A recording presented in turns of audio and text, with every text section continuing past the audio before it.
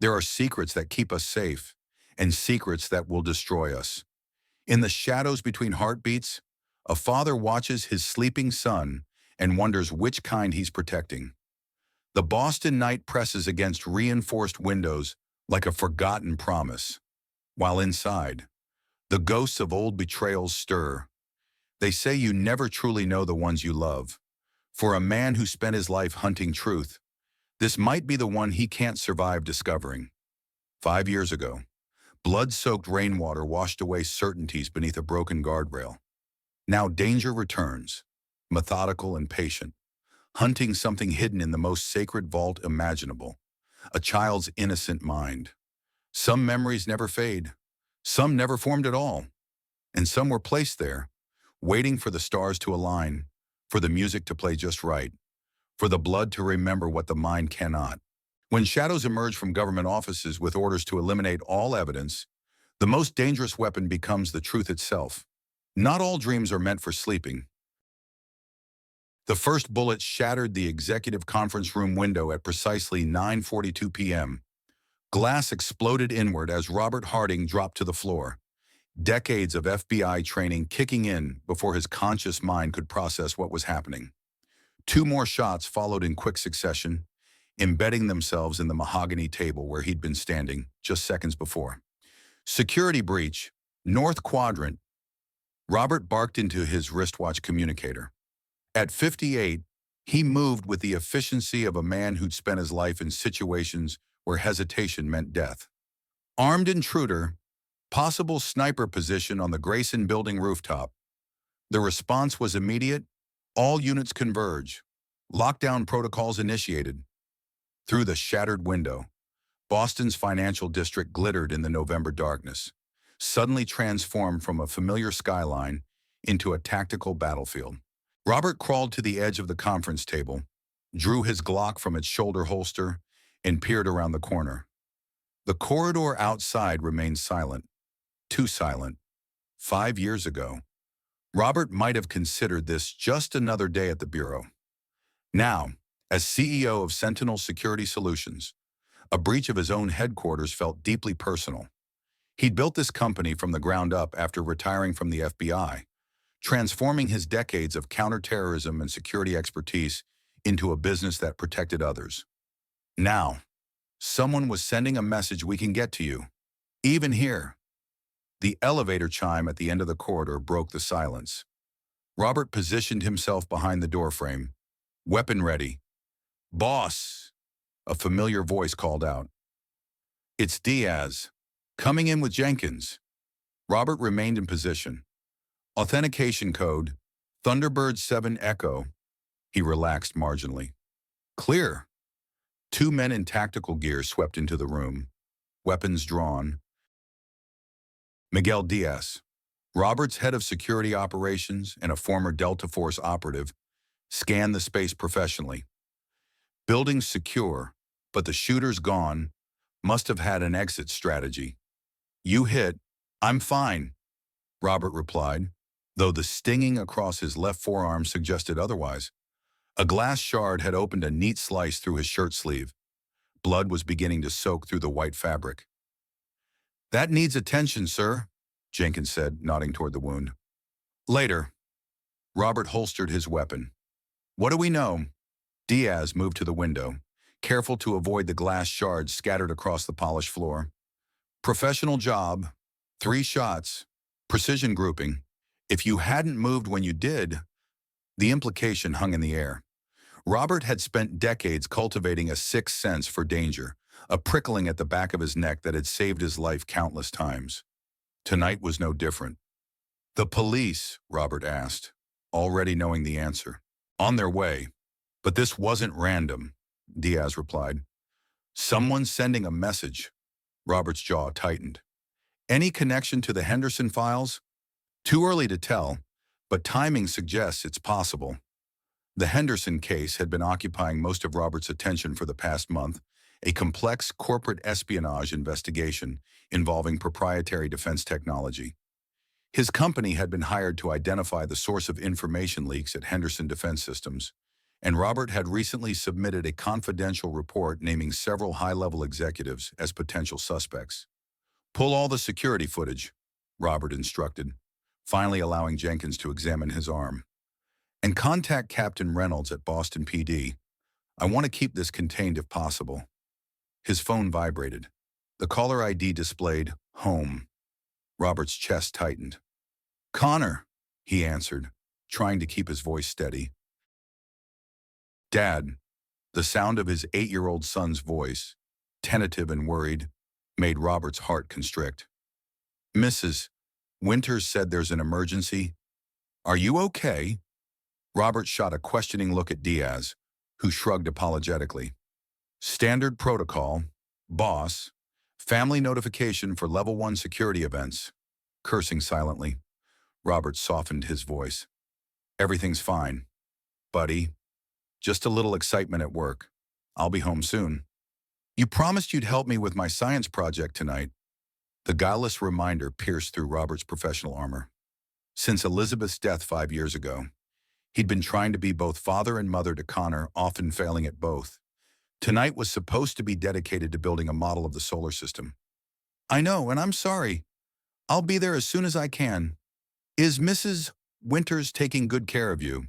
She made mac and cheese, but it's not as good as yours." "Despite everything," Robert smiled. His mac and cheese came from a box, but Connor had always preferred his father's cooking to anyone else's. "Put Mrs. Winters on, please." There was a shuffle, and then the elderly babysitter's voice came on the line. "Mr. Harding, is everything all right?" "Everything's under control. Mrs. Winters, I'm going to be delayed. Can you stay with Connor until I get home?" "Of course, dear. Take your time." Robert ended the call, his mind already shifting between two equally urgent priorities: identifying who had just tried to kill him and getting home to his son. "Sir," Jenkins interrupted his thoughts, "this cut needs stitches." "Tape it up," Robert ordered. "I don't have time for the ER tonight." As Jenkins applied a temporary field dressing, Robert's gaze fell on a photograph on his desk, Connor at 6 years old, sitting on Robert's shoulders at Fenway Park, both of them grinning widely. Elizabeth had taken that picture, just months before the accident that took her from them. Robert made a decision. "Diaz, I need you to double the security detail at my home and start the process for a new hire." "What position?" "Someone with childcare experience and security training. Ex-military or law enforcement preferred. Background in medicine would be a bonus." Diaz raised an eyebrow. "That's a specialized skill set. Boss, Connor needs more than just a babysitter now," Robert said grimly, watching as police lights began to flash outside the building. "If someone's coming after me, they might target him next. I need someone who can protect him, someone who can be there when I can't." Sofia Mendez sat perfectly still in the leather chair across from Robert's desk, her posture military straight despite the casual setting. At 45, she carried herself with the quiet confidence of someone who had seen the worst the world had to offer and survived it. Her dark hair was pulled back in a practical bun, silver strands at the temples catching the morning light. What struck Robert most, however, were her eyes alert, assessing, missing nothing. "Your resume is impressive, Ms. Mendez," Robert said, reviewing the file before him. "Army nurse for 12 years, including 3 tours in Iraq, combat medical training, advanced defensive tactics certification, private security work since leaving the service." He looked up. "What brings you to childcare?" A flicker of something, perhaps amusement, crossed her face. "After what I've seen, Mr.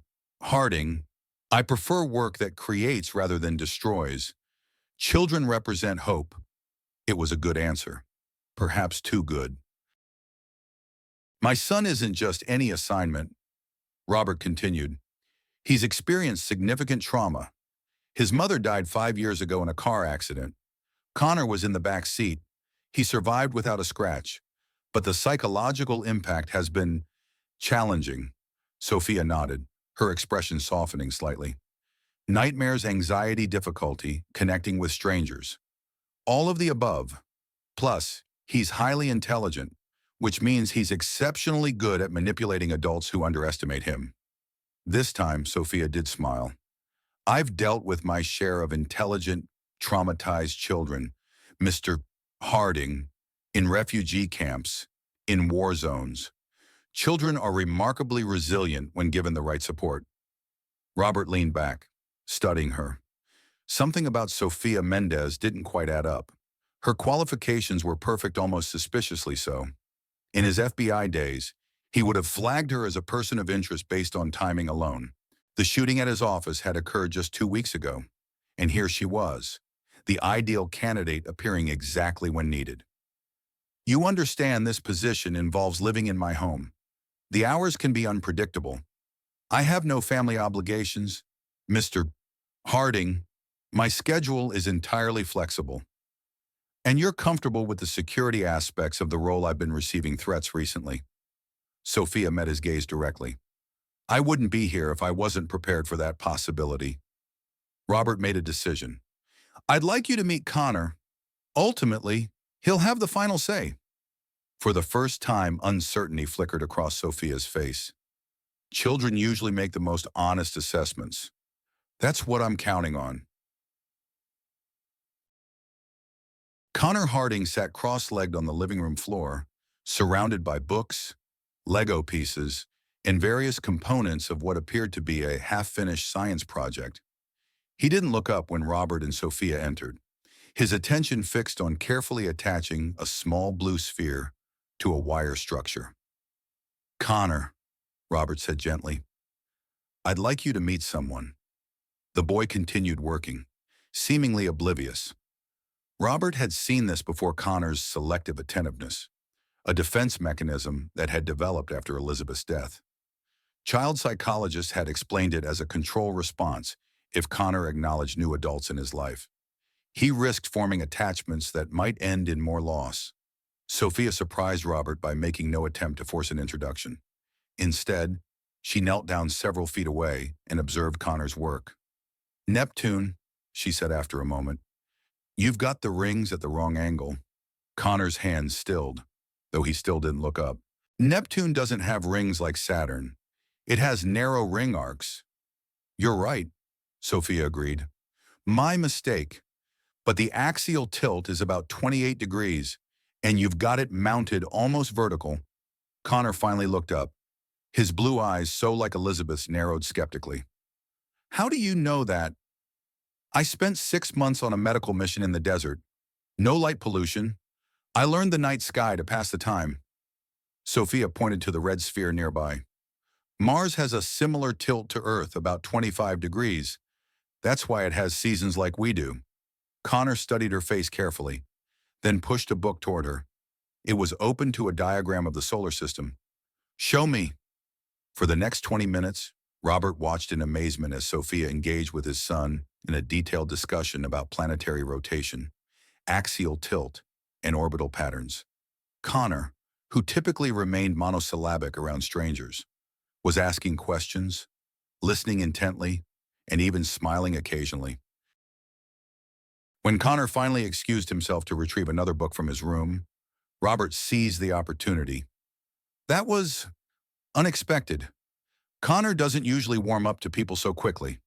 Sophia stood, brushing Lego dust from her slacks. Children respond to authenticity. Mr. Harding, Connor wasn't testing my childcare skills. He was testing whether I respect his intelligence. Robert nodded slowly. And the astronomy knowledge, as I said, desert deployments, long nights, few distractions. She paused. Though I should confess my father was an astronomy professor at MIT, some of it was bound to rub off. Before Robert could respond, Connor returned, clutching a dog-eared copy of The Stars: A New Way to See Them by H.A. Ray. This explains about axial tilt better than my science book, he announced, holding it out to Sophia. My mom used to read it to me. A weighted silence fell at the mention of Elizabeth. Connor rarely spoke of his mother voluntarily, especially to strangers. Robert held his breath, waiting for Sophia's response. She accepted the book with noticeable care. She must have been very smart to share such an advanced book with you. Connor nodded solemnly. She was a scientist. She studied cells and DNA and stuff. Dad says I'm smart like her. I can see that, Sophia replied. Then, rather than pressing further, she simply opened the book and asked, which part explains axial tilt? As Connor flipped to the relevant page, his small shoulder brushing against Sophia's arm without the flinching that usually accompanied physical proximity to new adults. Robert made his decision. Sophia Mendez was hiding something, his instincts were certain of that. But whatever her secrets, she had just connected with his son in a way that 23 previous candidates had failed to do. For now, that was enough. Sophia moved into the guest suite 3 days later. Robert had been explicit about the boundaries. She would be responsible for Connor's care when Robert was working, would accompany the boy to and from school, help with homework, and ensure his safety at all times. She would have every Sunday off, plus one evening per week of her choosing. The Harding home was a spacious colonial in Brookline, with elegant furnishings that somehow managed to accommodate the creative chaos of an 8-year-old boy.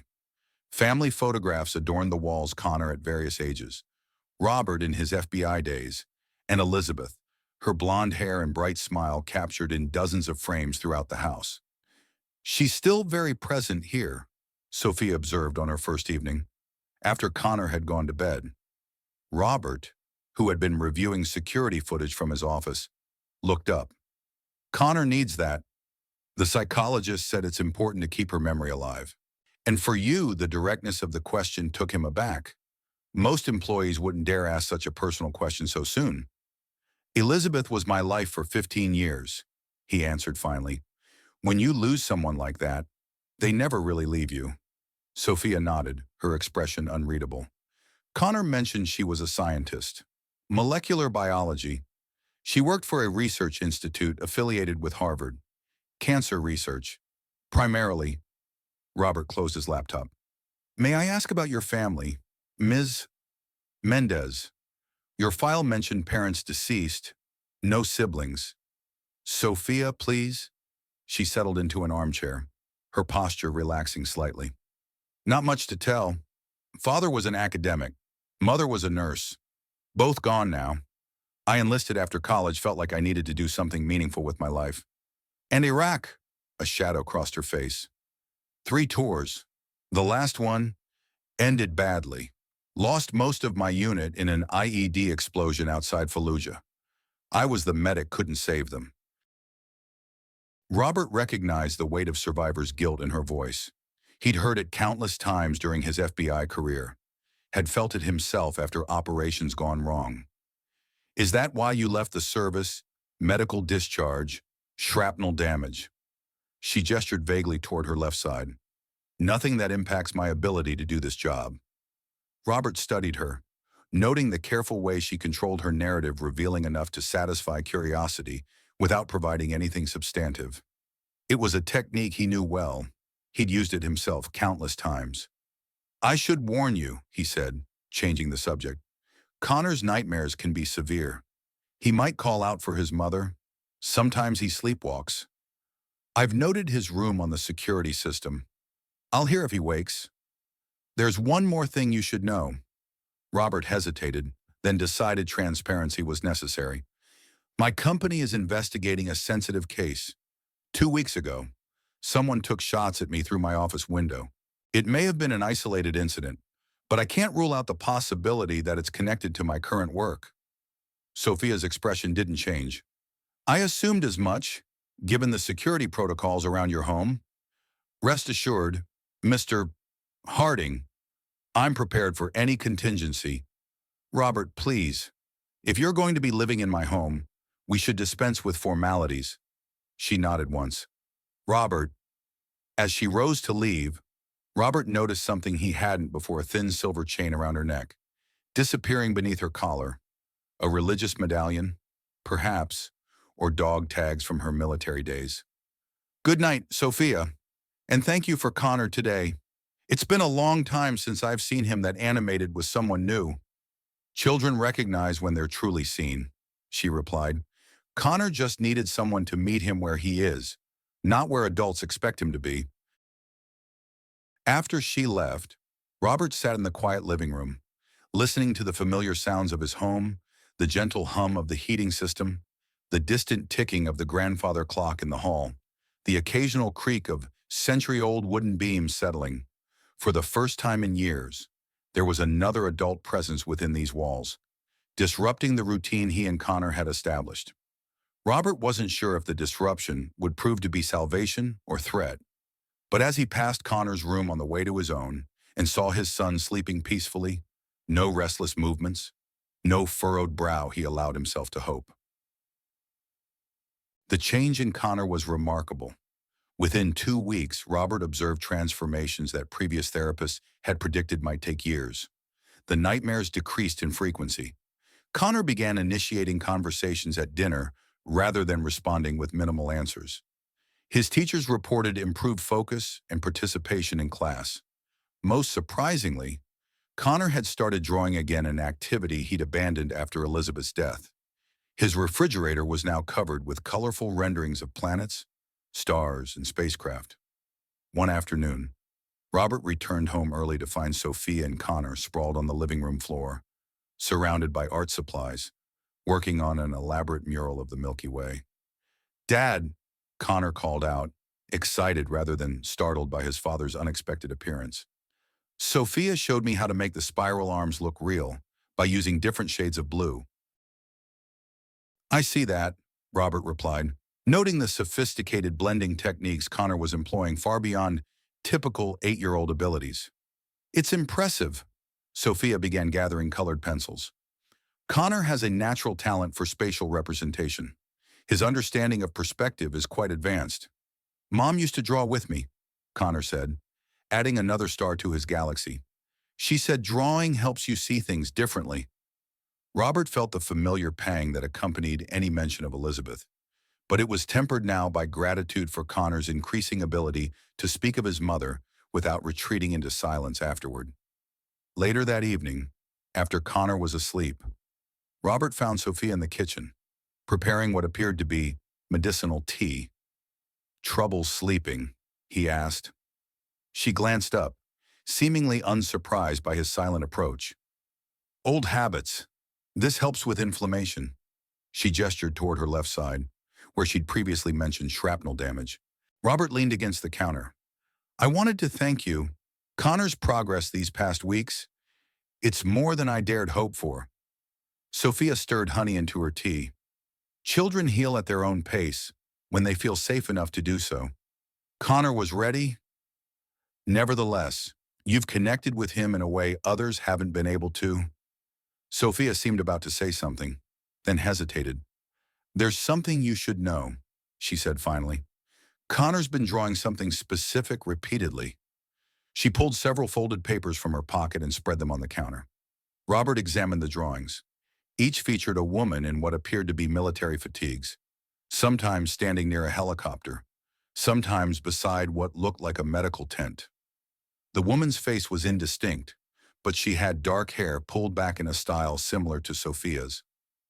"He drew these after I mentioned my service time," Sophia explained. "But what's strange is that he's added this in each one." She pointed to a distinctive marking on the uniform sleeve, in each drawing a symbol that looked like a stylized DNA strand. "That's not a military insignia I recognize," Robert said, frowning. "No, it's not standard for any branch of service. When I asked Connor about it, he said it was Mom's special team. Does that mean anything to you?" Robert stared at the symbol, a chill working its way down his spine. Elizabeth wasn't military. She was a research scientist specializing in molecular genetics. Her work was in cancer therapies. Could her research have had military applications? "I don't know," Robert admitted. Elizabeth was always vague about certain aspects of her work, said it was covered by confidentiality agreements. He ran a hand through his graying hair. But why would Connor associate that symbol with military service? He was only 3 when Elizabeth died. Sophia gathered the drawings carefully. "Children process trauma in complex ways," Sometimes memories fragment and recombine in unexpected patterns. It might be nothing more than Connor trying to create connections between his mother and the new people in his life. Robert nodded, but he couldn't shake the uneasy feeling. Throughout his FBI career, he'd learned to trust his instincts about when disparate pieces of information suggested a larger pattern. "Keep an eye on what he draws," he said finally, "and let me know if he mentions anything else unusual about Elizabeth's work." Sophia agreed, but as she turned to leave, Robert noticed her hand move unconsciously to touch the silver chain around her neck, a gesture he was beginning to recognize as a sign of inner tension. "Sophia," he called after her, "is there something else I should know?" She paused at the doorway. "About Connor's drawings?" "No." "About you?" Her expression remained carefully neutral. "We all have parts of our past we'd rather not revisit, Robert. I suspect you understand that better than most." Before he could press further, his phone rang the specific tone he'd assigned to his security team. "Harding," he answered, watching as Sophia slipped quietly from the kitchen. "Sir, it's Jenkins. We've had a development on the Henderson case. The surveillance team picked up unusual activity at the Seaport facility. Looks like a data transfer in progress." Robert straightened. "Unauthorized." "Appears that way. Using executive credentials that were supposedly deactivated last week." "I'll be there in 30. Robert ended the call and headed upstairs to change, his mind already shifting into operational mode. As he passed Connor's room, he paused, cracking the door open just enough to see his son sleeping peacefully, his breathing deep and regular. No signs of the nightmares that had plagued him for years. Whatever Sofia Mendez might be hiding, she was helping his son heal. For now, that would have to be enough. The second attack came 3 weeks later. Robert was leaving a client meeting in Cambridge when he noticed the black SUV that had been following his car for the past 20 minutes. Standard counter-surveillance training kicked in. He took several random turns, drove through a busy shopping area, then abruptly changed direction. The SUV stayed with him, maintaining exactly 3 car lengths behind. "Diaz," he spoke into his car's Bluetooth system. "I've picked up a tail, black Suburban, tinted windows, no front plate, heading east on Memorial Drive. Location received, dispatching backup, ETA 8 minutes. Can you make it to the safe house in Somerville?" "Negative, too exposed on this route." Robert checked his rearview mirror. The SUV was closing the distance. "They're making a move. I'm going to try to lose them at the Science Park interchange." He accelerated, weaving through traffic with the precision of someone who'd undergone tactical driving training. For a moment, it seemed to work. The SUV fell back, caught behind a delivery truck. Then Robert saw the motorcycle. It appeared suddenly, cutting between lanes, the rider in full black leathers and a dark helmet. As it pulled alongside Robert's car, the rider's hand emerged from a pocket, holding something metallic. Robert reacted instinctively, slamming on his brakes just as the object, a small magnetic device, clattered against his driver's side door, instead of attaching to the undercarriage as intended. The motorcycle shot ahead, but immediately began circling back. The SUV was visible again in his rearview mirror, closing fast. "Diaz, we've got a second player. Motorcyclist attempted to attach a tracking device or explosive. I'm compromised." "Sir, get off the main road. Head for the river. We've got people converging on your position."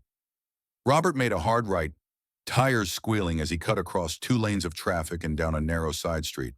The motorcycle followed, but the SUV was momentarily blocked by oncoming cars.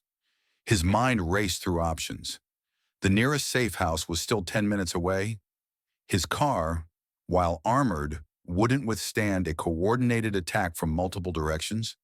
He needed to change the dynamics of the pursuit.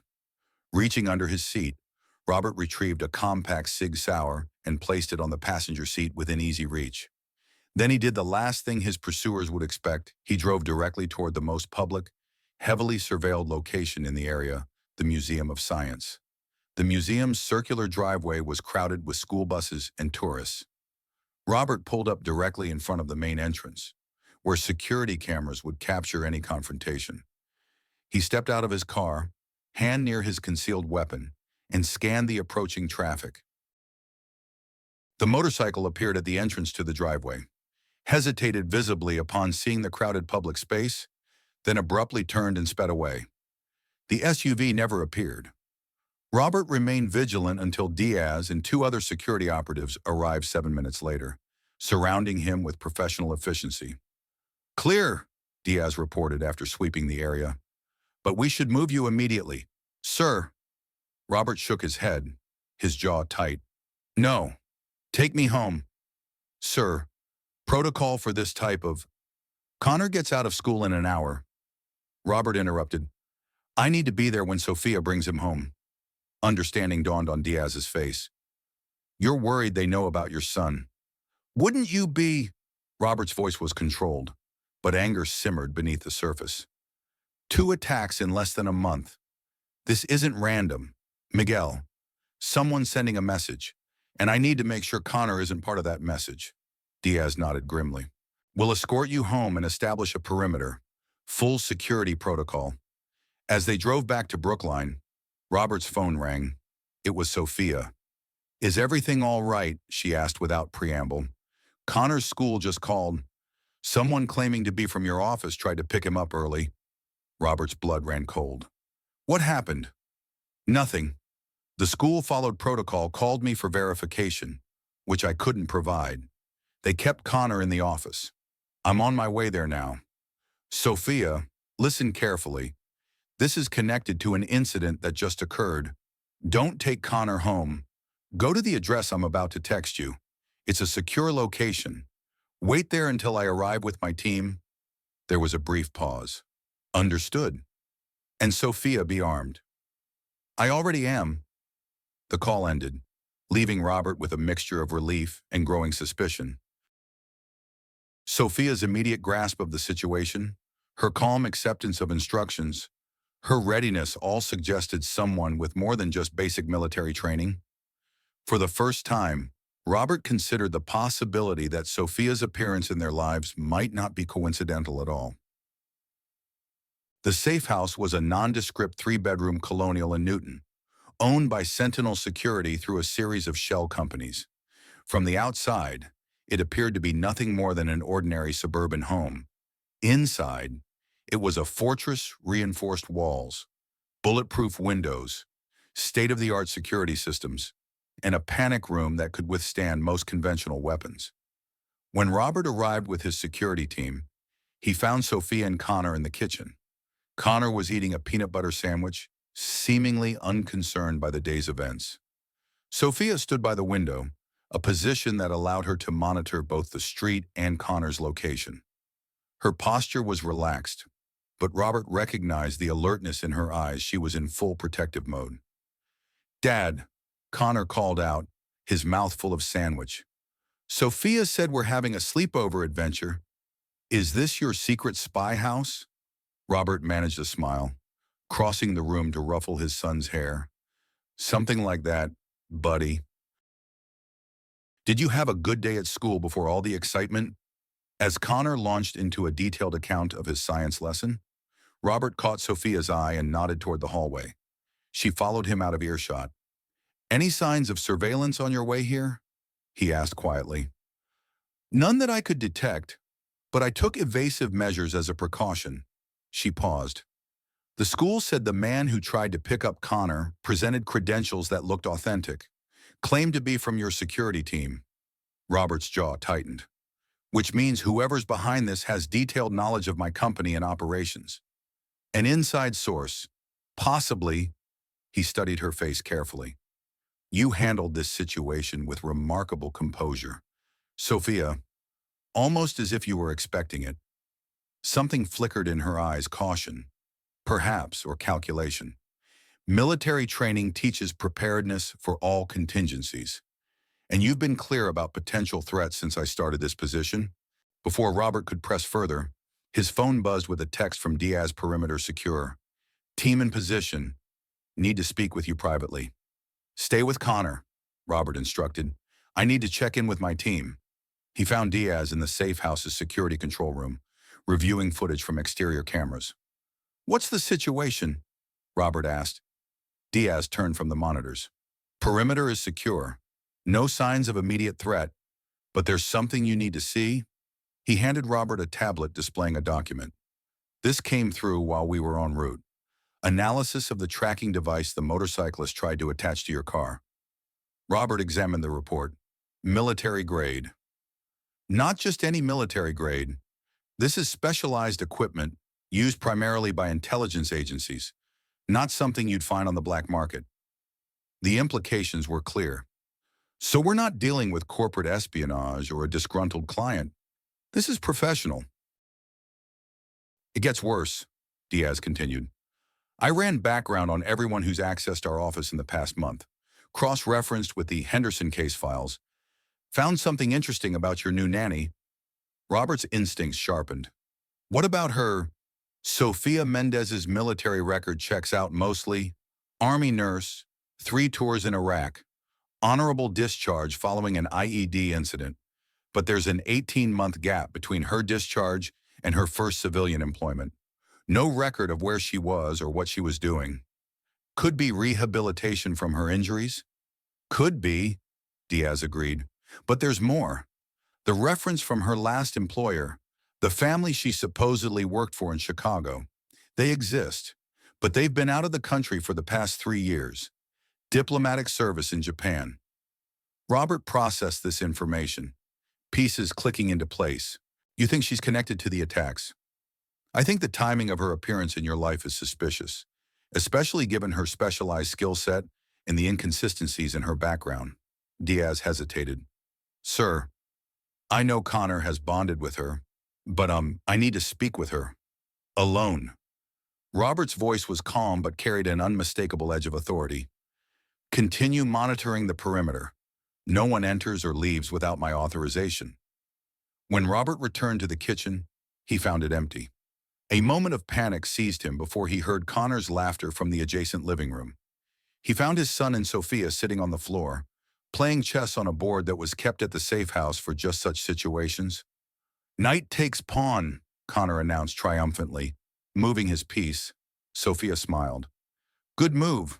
But now what's your defense against this?" She shifted her bishop across the board. "Uh-oh," Connor said, studying the new configuration with intense concentration. Robert observed them silently from the doorway. Sophia's interaction with Connor appeared genuine, the patient guidance, the subtle encouragement, the natural rapport. If she had ulterior motives, she was playing an exceptionally long game.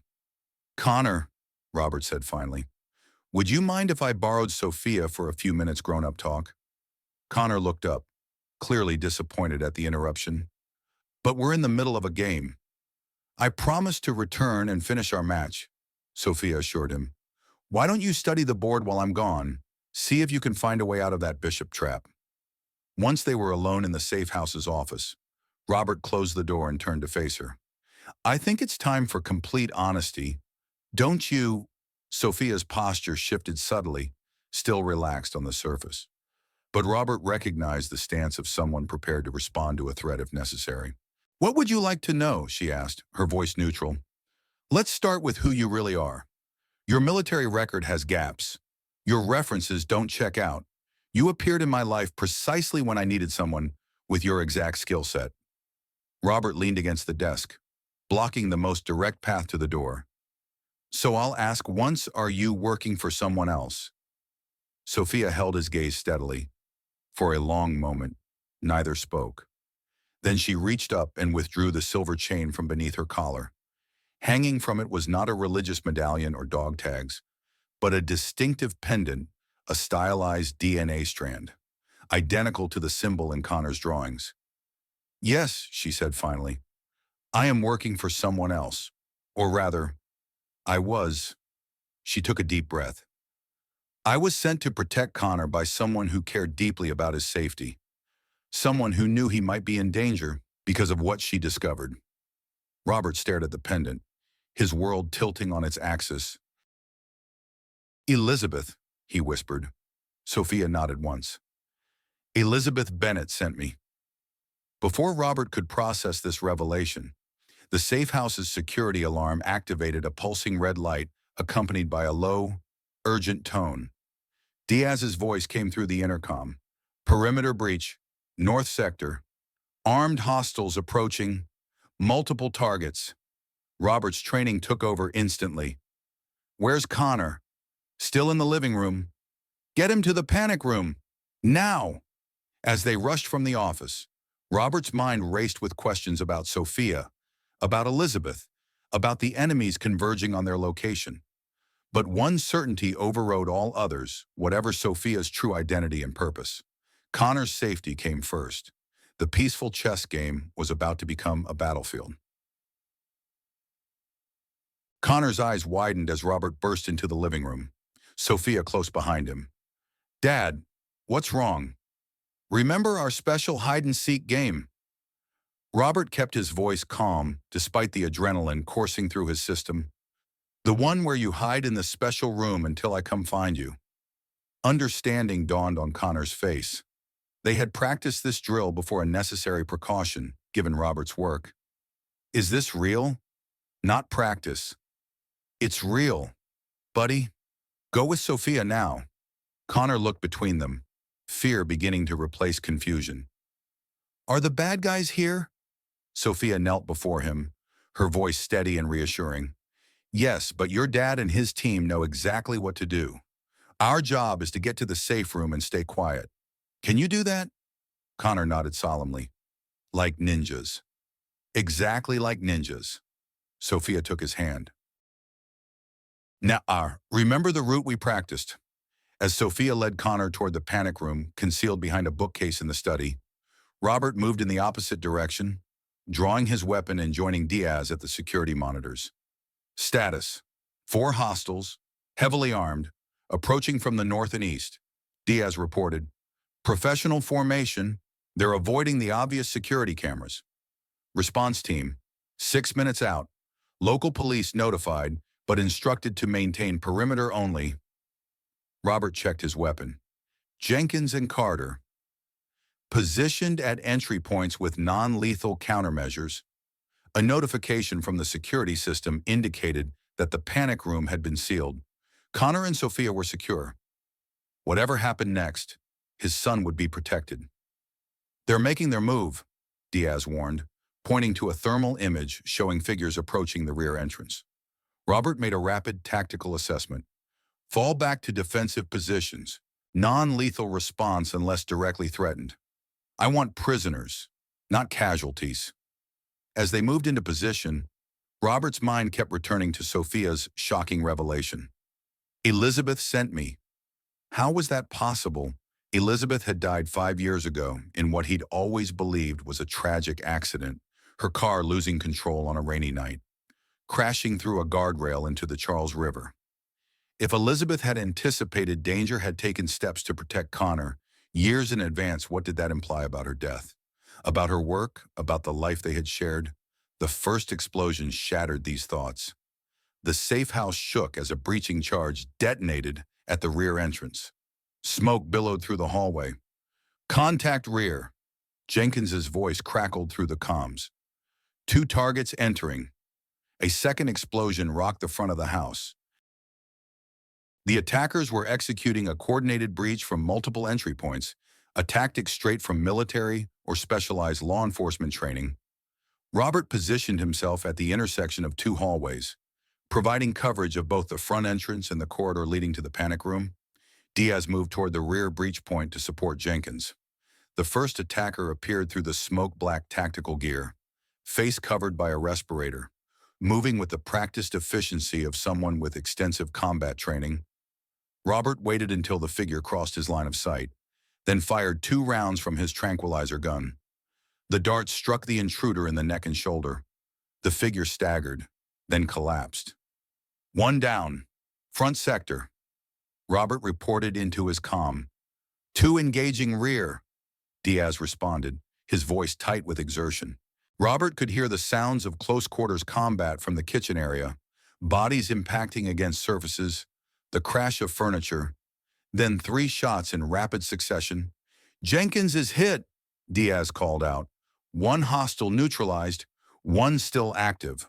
Robert was faced with an impossible choice: maintain his position, guarding the approach to the panic room, or support his team. Before he could decide, the decision was made for him. A canister skittered across the floor toward him, releasing a dense cloud of gas. Robert held his breath and backed away, firing blindly into the smoke. His eyes burned as he retreated toward the panic room, determined to create a last line of defense before the attackers could reach Connor. Through watering eyes, he saw a figure emerge from the smoke taller than the first attacker, moving with deadly purpose. Robert fired again, but the tranquilizer darts bounced harmlessly off the intruder's reinforced body armor. The attacker raised his weapon, not a gun, but something that looked like a specialized electronic device. Before Robert could react, a wave of disorienting energy pulsed through the air. His muscles seized, and he fell to his knees, the tranquilizer gun clattering to the floor. Some kind of directed energy weapon, he realized through a haze of pain. Military grade. Definitely not available on the civilian market. The attacker approached, weapon still trained on Robert. "Where is the boy?" The voice was distorted through the respirator, but the intent was clear. Robert fought through the pain, forcing his muscles to respond. "You're not getting near my son." "The data, then? Where did she hide it?" They were asking about Elizabeth, about whatever she had discovered that had put them all in danger. "I don't know what you're talking about," Robert managed to say, trying to buy time. The response team would arrive soon, if he could just keep the attacker engaged. The intruder adjusted a dial on the weapon. "Last chance. Harding. The data. Or we take the boy." Robert tensed, preparing to launch himself at the attacker, despite the debilitating effects of the energy weapon. He'd die before letting them near Connor. But before he could move, something unexpected happened. The bookcase concealing the panic room slid open, and Sophia stepped out. She was no longer the composed, professional caregiver Robert had come to know. This Sophia moved with lethal precision, her eyes focused with cold determination. In her hand was a weapon Robert didn't recognize, smaller than a standard handgun, with an unusual configuration. The attacker swung toward her, but Sophia was faster. She fired once, and the intruder convulsed violently before collapsing to the floor, immobilized but conscious. "Neural disruptor," Sophia explained, quickly moving to Robert's side. "Temporarily paralyzes the central nervous system without permanent damage." "Military prototype, not yet in general deployment." Robert stared at her, struggling to process what he was seeing. "Connor is secure. The panic room has redundant systems. This one can't be opened from the outside once sealed." She helped him to his feet. "We need to move. There will be others." As if to confirm her words, the sound of another breaching charge echoed from somewhere on the second floor. "My team, Diaz, has the situation contained in the rear. Jenkins needs medical attention but is stable." Sophia handed Robert a small device similar to the one she had used. "This operates on the same frequency as their energy weapons, but reverses the effect. Point and fire." Robert took the device, questions crowding his mind. "Who are you, really?" Sophia met his gaze directly. "Someone who made a promise to Elizabeth. I'll explain everything once Connor is safe."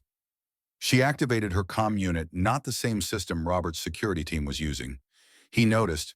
"Avalanche protocol initiated. Requesting immediate extraction. Package Starlight." A calm, professional voice responded immediately. "Coordinates confirmed. Extraction team inbound.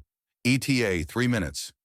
Robert had operated in enough classified environments to recognize a military extraction protocol when he heard one. Whoever Sofia Mendez really was, she had resources far beyond what a retired Army nurse should possess. "We need to get Connor," he said, moving toward the panic room. Sophia placed a restraining hand on his arm. "Not yet. The panic room is the safest place for him until extraction arrives." She checked the neural disruptor's charge. "These men aren't here to kidnap Connor, at least not primarily. They're after information they believe Elizabeth hid. Information that could expose their entire operation? What information? What operation? Elizabeth was a cancer researcher. Sophia's expression softened slightly. That was her cover, Robert. Elizabeth Bennet was one of the most brilliant covert intelligence assets the country has ever had, and what she discovered before her death could bring down people in the highest levels of government. Before Robert could respond, the building's emergency lights began flashing, a signal that the security system had detected additional threats approaching. Sophia checked her watch. Extraction team is 90 seconds out. We need to neutralize the remaining hostiles and prepare Connor for transport. Robert made a split-second decision. Whatever the truth about Elizabeth, whatever Sophia's real identity, the immediate priority was clear: protect Connor at all costs. I'll take point, he said, falling into the familiar rhythm of tactical operations. You're on rear guard. Sophia nodded once, professional respect evident in her eyes. Like old times, she murmured, almost to herself. As they moved into position to defend against the next wave of attackers, Robert couldn't help but wonder what she meant by that. But deeper questions would have to wait. The battle for his son's safety and for the truth about his wife's life and death was just beginning. The extraction was executed with military precision. 2 minutes after Sophia's call, a sleek black helicopter appeared overhead, its rotors barely audible thanks to advanced noise suppression technology. 4 operatives in unmarked tactical gear rappelled down to secure the perimeter, while Robert and Sophia escorted Connor from the panic room to the roof. Connor, pale but composed, clutched his father's hand. Where are we going? Dad. Somewhere safe, Robert assured him, helping him into a harness. Just for a little while. Is this because of Mom's secret work? Connor asked suddenly. Robert exchanged a startled glance with Sophia. What do you know about that, buddy? I hear her sometimes, in my dreams. She says I have to remember the numbers, that they're important. Before Robert could question further, one of the tactical team approached. Sir, we need to move now. Hostile reinforcements detected approaching from the south. With practiced efficiency, Connor was secured to an extraction line. Robert followed, then Sophia. As they were lifted into the helicopter, Robert caught a glimpse of black SUVs converging on the safe house below. Inside the helicopter, a medical officer immediately checked Connor for injuries while another team member handed Robert and Sophia encrypted communication devices. Secure facility, Olympus is standing by. Ma'am, the pilot informed Sophia. ETA, 22 minutes. Sophia nodded, then turned to Robert. Connor should rest. The medical officer can give him something mild to help him sleep during transport. Robert studied his son, noting the adrenaline crash beginning to take effect. Connor's eyelids were already drooping, his small body sagging with exhaustion. Is it safe? He asked the medical officer. Completely, sir. Just a pediatric dose of a standard sedative. He'll wake refreshed with no side effects. After Connor was settled on a padded bench, sleeping peacefully under a blanket, Robert finally turned his full attention to Sophia. I think it's time for those explanations you promised. Sophia's professional demeanor softened slightly. She looked tired not just physically, but with the bone-deep weariness of someone who had carried a heavy burden for too long. Where would you like me to start? With the truth. Who are you? And what was your relationship to my wife? Sophia took a deep breath. My name is Sophia Mendez. That part is real. I was an army nurse. Served in Iraq, all true. What I didn't tell you is that after my medical discharge, I was recruited by a specialized joint task force operating outside traditional intelligence agencies. Which agencies? Elements from military intelligence, CIA, NSA, with limited congressional oversight. The unit's official designation is Prometheus, but those who know of its existence call it the Ghost Division. Robert frowned. During his FBI career, he'd heard whispers of such operations, black-budget programs with extra-constitutional authority, but had always dismissed them as conspiracy theories. And Elizabeth, was she part of this? Ghost Division. Sophia nodded. Elizabeth was one of our most valuable scientific assets. Her public research on cancer therapies was genuine, but it served as cover for her classified work on biological defense systems. Biological weapons? No, the opposite. Elizabeth was developing countermeasures against next-generation bioweapons, specifically genetically targeted pathogens designed to affect only populations with certain DNA markers. The helicopter banked sharply to the right, causing Connor to stir briefly before settling back into sleep. Robert reached out to steady his son, his mind reeling with implications. You're telling me my wife, the woman I was married to for 15 years, the mother of my child, was a covert operative working on classified biodefense, and I never knew. Sophia met his gaze directly. Elizabeth compartmentalized her life perfectly. It's what made her so effective. Even within the division, only a handful of people knew her true identity. And you were one of them. Yes. Sophia hesitated, then reached into her pocket and withdrew a small photo. It showed two women in hiking gear, arms around each other's shoulders, smiling at the camera against a backdrop of mountains. One was clearly Elizabeth, the other was Sophia, looking younger and more carefree. Elizabeth and I trained together at Quantico before her scientific specialization was identified. We remained close throughout our careers. I was Connor's godmother, though after Elizabeth's deep cover was established, we maintained only minimal contact to protect her identity. Robert studied the photo, memories surfacing of occasional references Elizabeth had made to a friend named Sophia who lived overseas. He'd assumed she was a colleague from scientific conferences. The pieces were starting to align, creating a picture so different from what he'd believed that he could barely process it. If you were so close, where were you when she died? Where were you for the past 5 years? Pain flashed across Sophia's face. I was deployed in Eastern Europe when Elizabeth's car went into the river.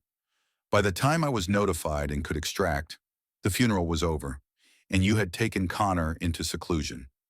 Division leadership decided my sudden appearance might raise questions about Elizabeth's real work, so I was ordered to maintain distance.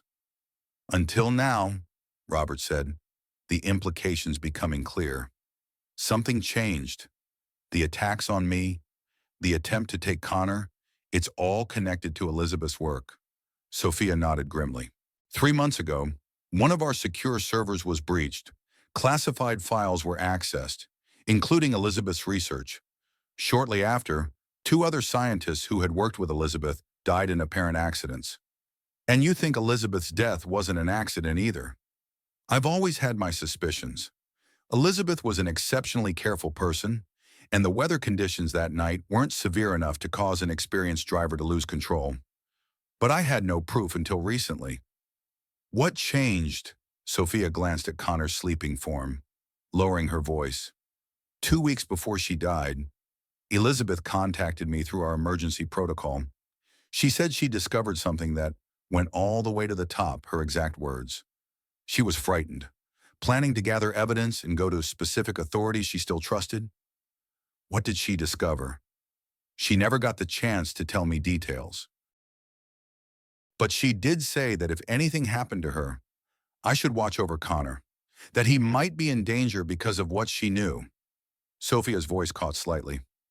Her last message to me said, "The data is safe with the one thing they can never take from me."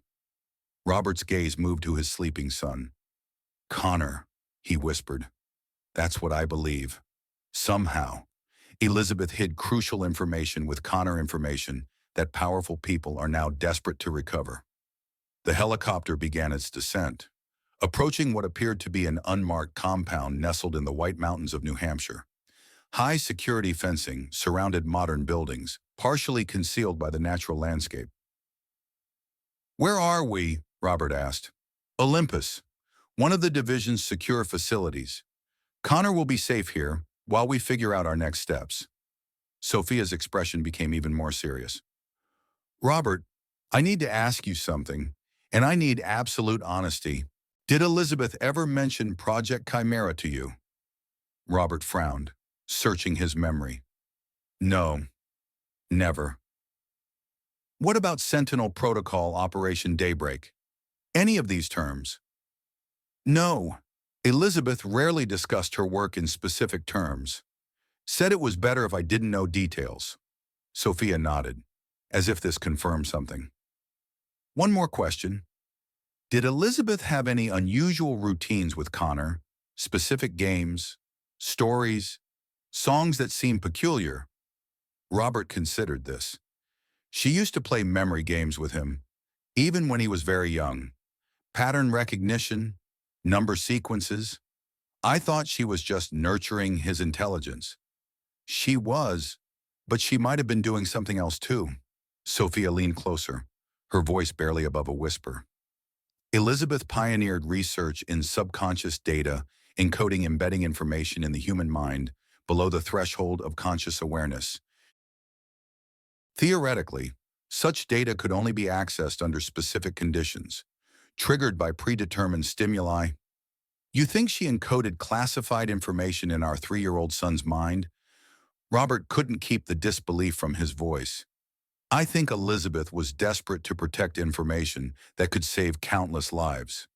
And I think she trusted that you would keep Connor safe until the information could be recovered. Before Robert could respond, the helicopter touched down on a landing pad. The medical officer gently woke Connor, who blinked sleepily up at his father. "Are we at the secret base now?" he asked, his voice thick with residual drowsiness. Robert managed a reassuring smile. "Something like that. Buddy, how are you feeling?" "Hungry, and my head feels fuzzy, like when I have a fever." Sophia exchanged a significant look with Robert. "That's normal after the medicine we gave you. Some food will help. Can you walk, or would you like your dad to carry you?" "I can walk," Connor insisted, though he kept a firm grip on Robert's hand as they exited the helicopter. They were greeted by a tall, distinguished man with silver hair and the bearing of someone accustomed to command. "Ms. Mendez, glad to see you made it safely." His gaze shifted to Robert and Connor. "Mr. Harding, I'm Director Malcolm Pierce. Welcome to Olympus." Robert assessed the man with the ingrained suspicion of a former FBI agent. "You're in charge of this division." "I oversee certain operational aspects," Pierce replied smoothly. "We have much to discuss. But first, let's get you and your son settled. We have quarters prepared, and I'm sure Connor would appreciate some food and rest." As they followed Pierce into the main building, Robert maintained hypervigilance, noting security measures, personnel positions, and potential exit routes habits from his FBI days that had never quite faded. The facility was impressively equipped, with technology that appeared years beyond what was publicly available. Connor, despite his fatigue, observed everything with wide-eyed curiosity. "Dad," he whispered, "this looks like the secret base in my Cosmic Defenders comic book." The innocent comparison only heightened Robert's unease. His son should be at home, working on science projects and reading comics not in a classified facility, potentially carrying encrypted data in his subconscious mind. After Connor had been fed and settled in a comfortable room with books, games, and a security detail discreetly positioned outside, Robert joined Sophia and Pierce in what appeared to be a command center. "I understand this is a lot to process, Mr. Harding," Pierce began, "but time is critical. If your wife indeed encoded classified information in your son's mind, we need to recover it before our adversaries make another attempt to acquire it." "And who exactly are these adversaries?" Robert demanded. "I need specifics, not vague threats." Pierce exchanged a glance with Sophia before responding. "What I'm about to tell you is classified at the highest level. 5 years ago, Elizabeth discovered evidence that a faction within our own government was collaborating with foreign entities to develop genetically targeted bioweapons in direct violation of international treaties and UEMERNT law." "What faction?" "A group calling themselves the Heritage Initiative. Officially, they don't exist. Unofficially, they include military leaders, intelligence officials, even members of Congress, all united by a radical ideology about genetic purity and American supremacy." Robert absorbed this, connecting it to his own experiences. "The attacks at my office and the safe house, they were heritage operatives. We believe so, Sophia confirmed. Their resources are substantial, their reach extensive. The man who tried to access Connor at school was identified as former Delta Force, now working for a private military contractor with ties to heritage leadership. And you think Elizabeth found proof of their operations, enough to expose them? Pierce nodded. Elizabeth was brilliant. She discovered anomalies in research funding, unauthorized equipment usage, personnel transfers that didn't add up. She started pulling threads, and what she found was apparently significant enough that they had her killed before she could bring it to light. If they killed Elizabeth 5 years ago, why are they coming after Connor now? Robert asked, the question that had been nagging at him. Because they only recently discovered the extent of Elizabeth's knowledge, Sophia explained. The server breach 3 months ago included her private research logs. They found references to a contingency protocol she'd established a method to preserve critical data, even if she were eliminated. And they concluded this contingency protocol involved Connor. Elizabeth's last entry mentioned creating a living vault that would carry the truth in innocence. Given her research in subconscious data encoding and her natural instinct to protect her son, Sophia let the implication hang. Robert paced the room, mind racing. Let's assume you're right. How would this supposed encoded data be accessed, and what happens to my son in the process? Pierce and Sophia exchanged another glance, and Robert felt his suspicion deepen. There are several potential methods, Pierce said carefully.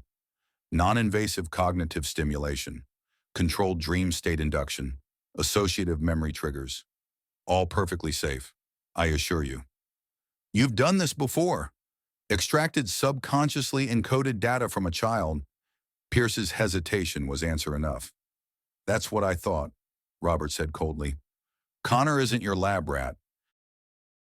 Until I have absolute certainty that any procedure won't harm him physically or psychologically, this conversation is over. Mr. Harding, Pierce began, his tone hardening, the information your son may be carrying could prevent a biological catastrophe. Millions of lives. My son's life comes first, Robert interrupted. Always.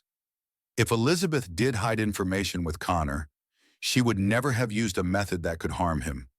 She would have ensured the data could be accessed safely, on her terms. Robert, Sophia said quietly, I knew Elizabeth better than anyone. She would want this information recovered, but she would also want it done on her terms, with Connor's well-being as the absolute priority. Robert turned to her, seeing in her eyes the same protective instinct he felt for his son. Then help me figure out how she would have done it. No experimental procedures, no rushing into potentially dangerous methods. We do this Elizabeth's way, or not at all.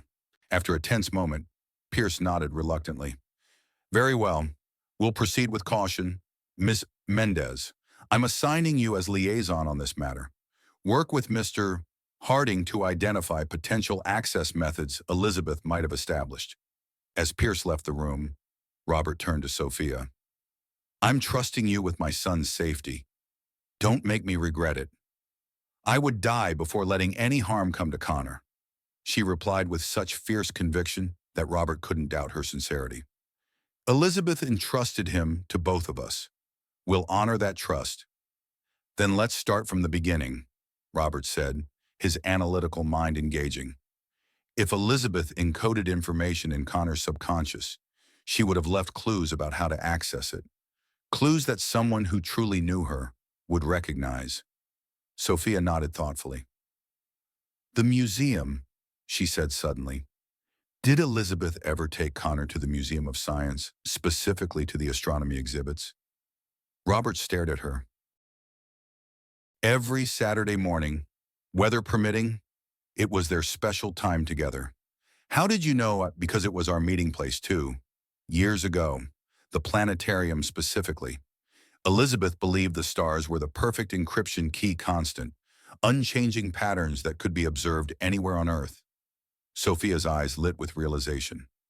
Connor's drawings of the Milky Way, his fascination with astronomy, those might not be coincidental. The book, Robert added, remembering. The stars, a new way to see them. Connor mentioned it was something Elizabeth used to read to him. He still keeps it by his bed. We need that book, Sophia said decisively. And we need to recreate the environment where Elizabeth would have embedded the planetarium at the Museum of Science. That's too public, Robert objected. Heritage operatives could be watching it. Olympus has a simulation chamber that can recreate any environment with perfect fidelity. If we can get the book and details about the museum exhibits Connor remembers most clearly, we might be able to trigger the memory access protocol Elizabeth established. For the first time since the attacks began, Robert felt a glimmer of hope. This approach made sense. It respected Elizabeth's methods and prioritized Connor's safety. There's one more thing, Sophia added hesitantly. Something Elizabeth often said about her most important research: the truth is in the blood. What does that mean? I'm not entirely sure, but Elizabeth was fascinated by genetic memory, the idea that certain information might be stored at a cellular level, passed between close relatives. Robert considered this. Are you suggesting that Elizabeth might have encoded information that only Connor could access because of their genetic relationship? It's possible. Elizabeth's specialty was the intersection of genetics and neuroscience. If anyone could develop such a technique, it would be her. A memory surfaced Elizabeth taking blood samples from herself and Connor, claiming it was part of a mommy-son science project to show him how DNA worked. At the time, Robert had thought nothing of it. Elizabeth often used simplified versions of her research to teach Connor about science. If you're right, we'll need more than just environmental triggers, Robert said. We'll need to understand exactly how Elizabeth would have structured the encoding, which means we need to know more about her classified research. Sophia nodded grimly. That's the difficult part. Most of Elizabeth's research data was stored on secured servers that were compromised in the breach. What wasn't stolen was destroyed in a fail-safe protocol. But you knew Elizabeth personally. You must have some insight into her methods, her thought processes. I do. And there's something else we might be able to use. Sophia hesitated. Elizabeth maintained a personal journal analog, handwritten. She believed in keeping her most private thoughts away from digital systems that could be compromised. Where is this journal now? Unknown. It wasn't found among her personal effects after the accident. Robert frowned. Then how does it help us? Because Elizabeth would have hidden it somewhere she considered absolutely secure, yet accessible to someone she trusted implicitly. Sophia's gaze met his. Somewhere in your home, Robert. Somewhere she believed only you would eventually find. They returned to Robert's Brookline home under heavy security 2 days later. The house had been thoroughly swept for surveillance devices and potential threats, with a perimeter established by Sentinel security personnel working in coordination with Sophia's division colleagues. Connor, remarkably resilient despite the upheaval, seemed to accept the adventure as an extension of the spy games Robert had occasionally described from his FBI days. He was currently in his room with a division child psychologist, engaging in what appeared to be casual play, but was actually a careful assessment of his cognitive patterns. Robert and Sophia stood in Elizabeth's study, a room that had remained largely untouched since her death. Robert had preserved it partly out of respect for her memory, and partly because Connor found comfort in maintaining this connection to his mother. If Elizabeth hid her journal here, she would have chosen a location with significance, Sophia said, surveying the space. Something meaningful to both of you, but not obvious to an outsider. Robert moved slowly around the room, seeing it with new eyes. The bookshelves filled with scientific texts and literary classics. The antique desk where Elizabeth had often worked late into the night. The framed photographs of their family throughout the years. This room contains too many potential hiding places, he said finally. We need to narrow it down. Sophia approached the largest photograph on the wall, a family portrait taken on Connor's 3rd birthday, just 2 months before Elizabeth's death. Tell me about this day, she requested softly. Robert studied the image, Elizabeth holding Connor, both laughing as he reached for the camera. Robert's arm around them both. It was a perfect day, he recalled. We had a small party at the house, then took Connor to the harbor for a boat ride. Elizabeth said it was important to celebrate milestones properly. Sophia touched the frame gently. Elizabeth loved symbolism and patterns. Birthdays, anniversaries, meaningful dates, she used them as mnemonic keys. Connor's birth date, Robert said suddenly.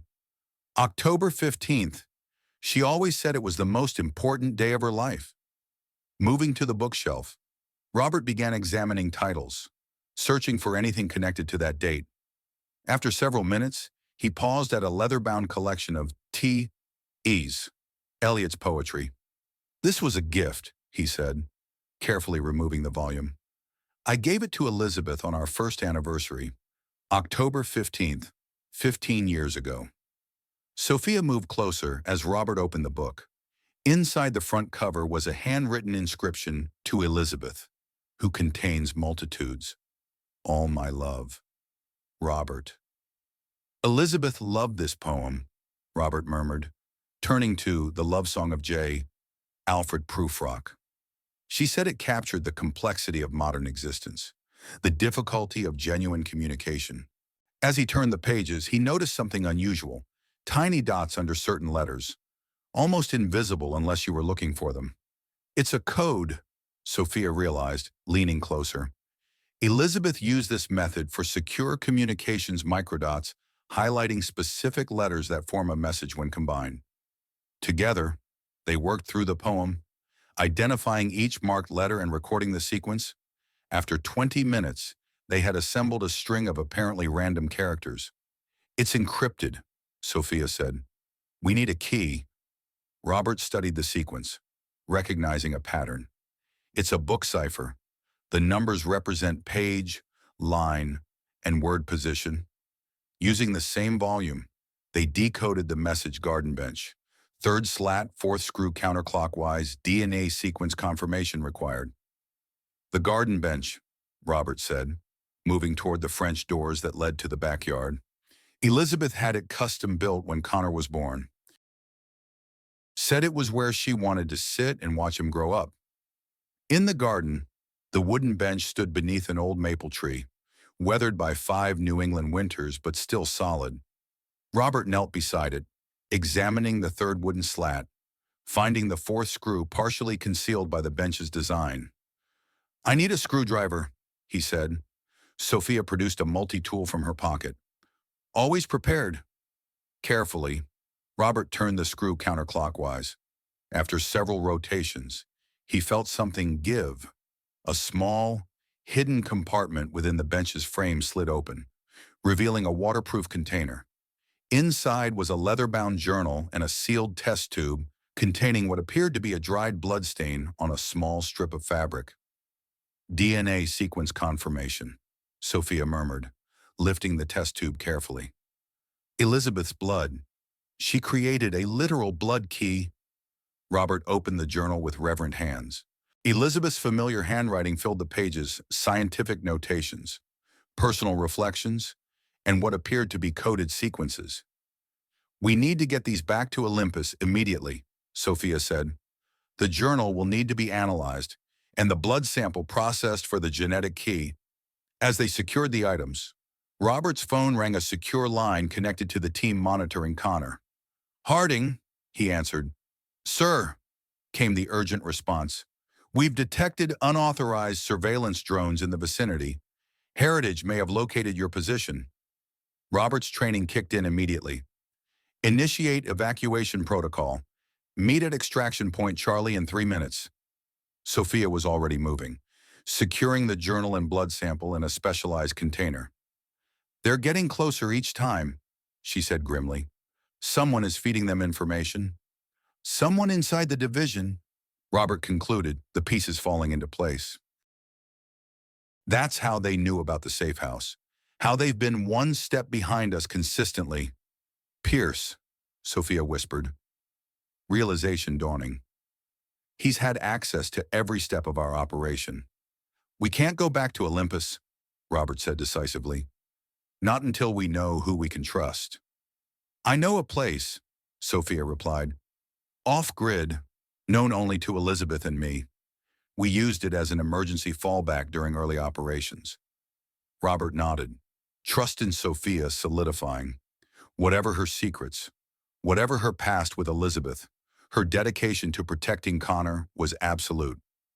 As they moved swiftly toward the extraction point where Connor and the security team waited, Robert felt a strange sense of connection to Elizabeth as if, 5 years after her death, he was finally beginning to understand the woman he had loved.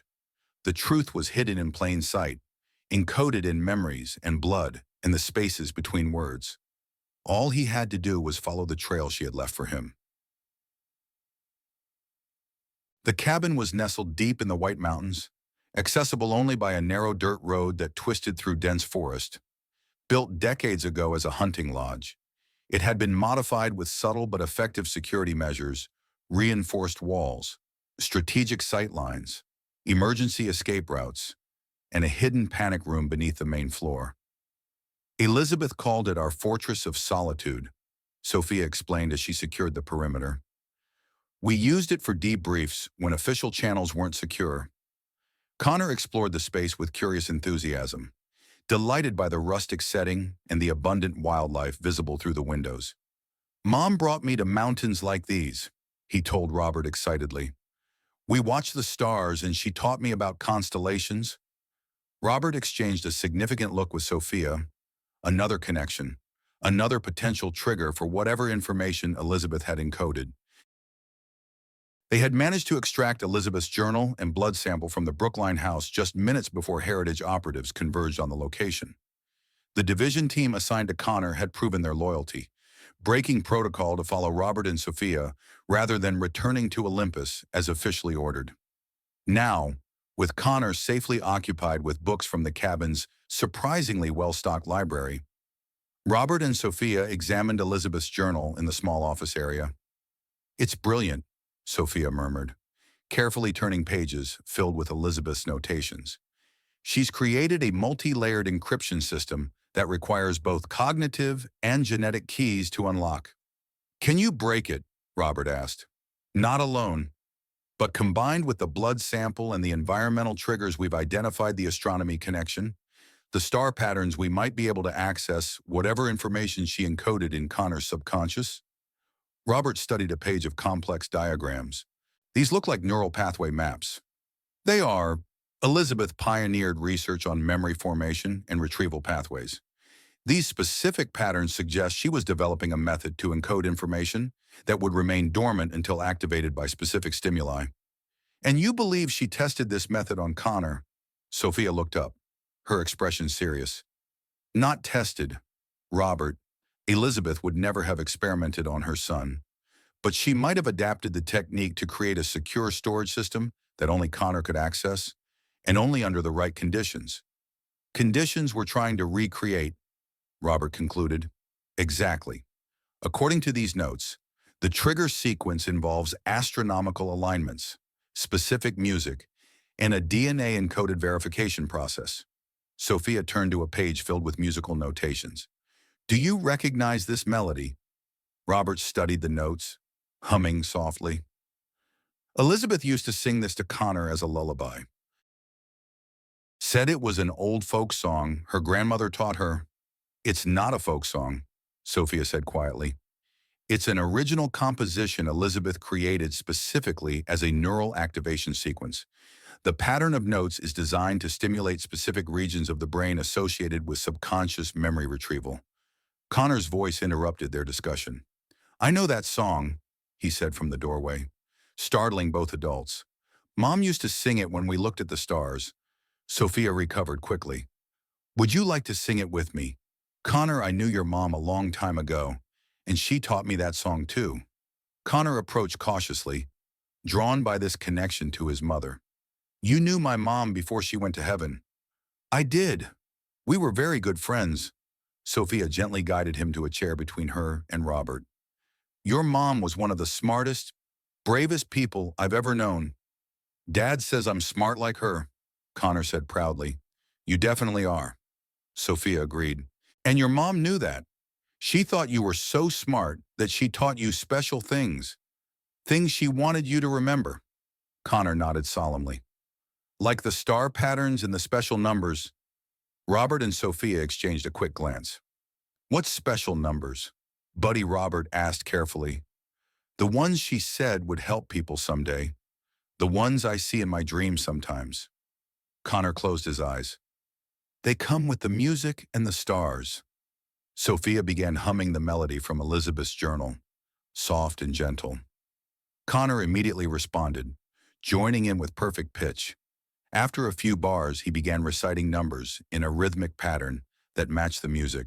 3, 7, 12, 19, 42. 8, 15, 23, 56, 71. 4, 9, 16, 31, 67. The sequence continued for nearly a minute before Connor opened his eyes, blinking as if waking from a light trance.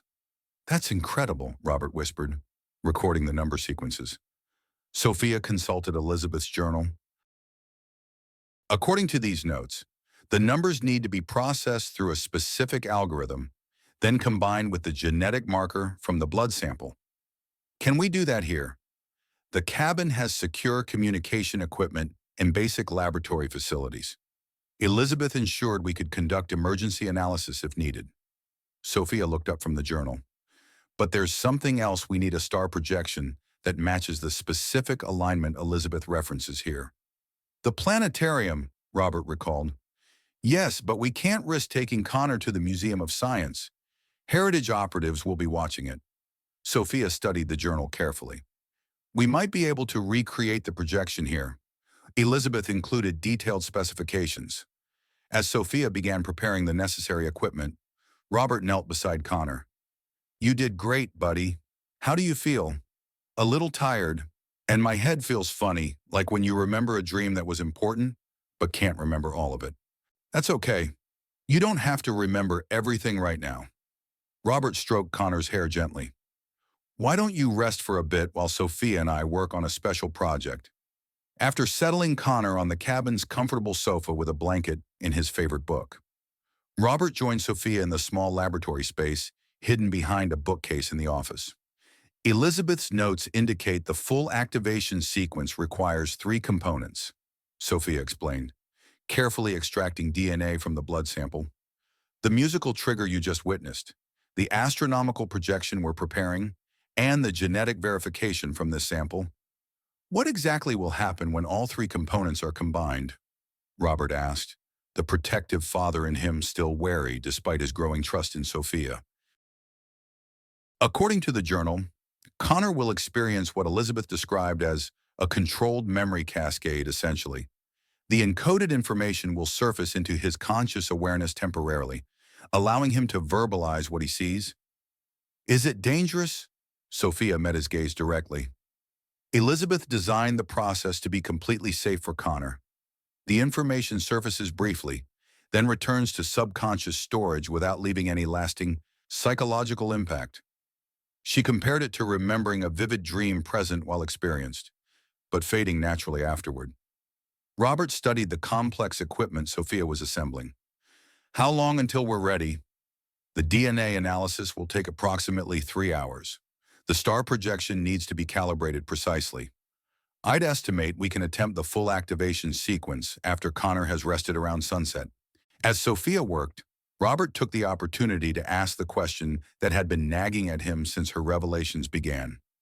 You and Elizabeth, you were more than just colleagues, weren't you? Sophia's hands stilled momentarily. What makes you ask that? The way you speak about her, the depth of your knowledge about her methods, her thinking, the fact that she trusted you above anyone else with knowledge of this cabin, with Connor's safety. After a long moment, Sophia nodded. Before Elizabeth met you, before either of us joined the division, we were together for nearly 2 years. We met at Quantico during specialized training and connected. When she was recruited for scientific operations and I was assigned to field work, we made the difficult decision to separate professionally. But you remained close as our work allowed. When Elizabeth met you, she found something real, something stable and loving in a world of shadows and secrets. She loved you deeply, Robert. Never doubt that. Robert absorbed this new piece of the puzzle that had been his wife's life. Strangely, The revelation didn't disturb him as it might have once. Instead, it filled in gaps in his understanding of Elizabeth, her occasional distant moods, her reluctance to discuss certain periods of her past. Why didn't she tell me about her real work? About you?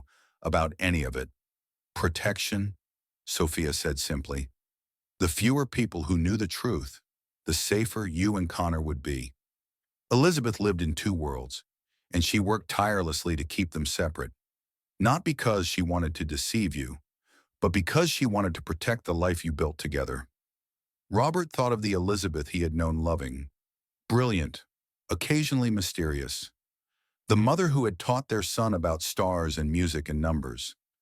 The wife who had supported his FBI career while maintaining her own scientific pursuits. I'm not sure I ever really knew her, he said quietly. Sophia's expression softened. You knew the most important parts of her?